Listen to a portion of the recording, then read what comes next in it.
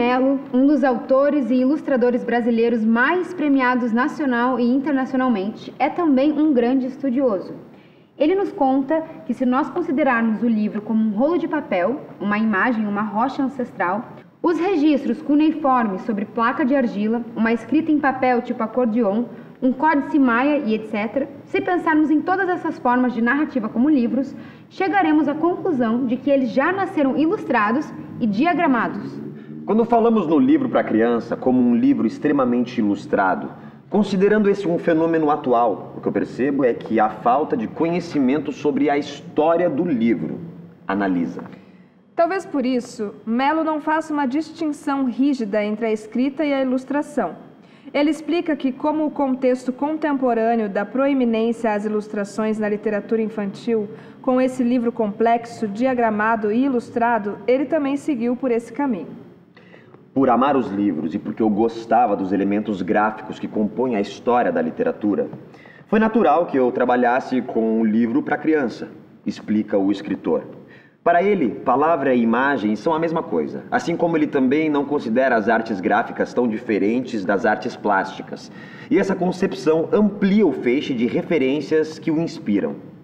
Eu reverencio de uma maneira bem forte quem me formou. Não só os representantes da literatura universal, mas muitas vezes ilustradores e autores anônimos, pessoas que fizeram as iluminuras persas, os registros da cultura Huari e de outras civilizações antigas.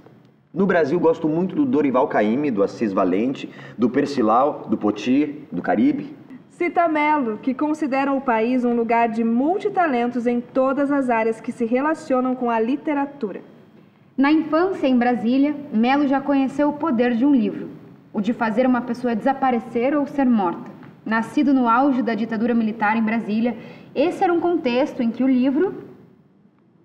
Como sempre, e agora a gente vive isso de uma maneira clara também, era combatido, porque o livro é um objeto, assim como outros elementos da arte, que estimula exatamente esse lado da especulação criativa na criança, afirma o escritor.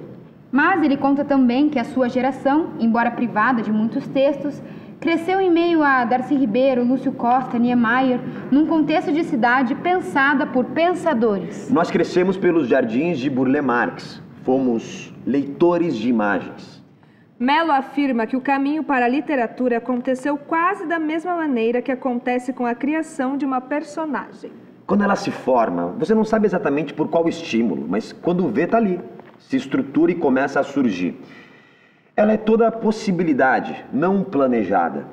Segue o seu caminho e a partir de um ponto já começa a indicar ao autor que vai seguir seu próprio caminho e que não vai mais aceitar determinadas imposições. Explica. Ele acredita que o escritor se forma pelos próprios questionamentos em um processo que envolve a fisicalidade do livro. Eu sempre vou chamar a atenção para isso. O livro desde sempre foi casa da palavra e da imagem. Portanto, o livro é fisicalidade. Afirma. Ele explica que a criação vem daí. Você coloca o pensamento no papel. O pensamento vem pelo filtro do lápis ou da caneta, que é também um marco. E a partir daí, essa cartografia se expande. Então, o processo de formação do escritor é amplo e gráfico. É sempre uma conversa sua com a ideia anotada no papel, com a imagem da ideia. No caso da literatura infantil e juvenil, a meu ver, é mais complexo o que acontece. Porque a gente não é mais criança, escreve levando em consideração essa criança. Analisa. Falando especificamente do livro Enredoana, com o qual Melo foi indicado ao Prêmio Jabuti em 2019, a obra conversa muito com o que foi dito por ele anteriormente, pois trata de uma personagem autora tão importante que foi banida da história por ser mulher. Ela não só foi a primeira mulher que assinou um texto, um poema, ela foi a primeira pessoa a fazer isso, esclarece o autor.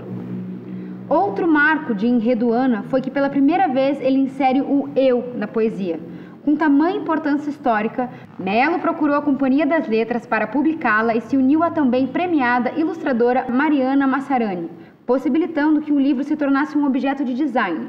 Para Melo, a narrativa parte de uma voz que se impõe no mundo, não pela exclusão, pelo contrário. Enredoana é todo inclusão. Ele redimensiona o mítico com a visão humana da personagem.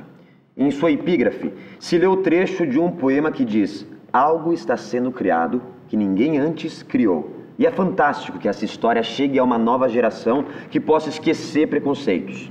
Finaliza o autor.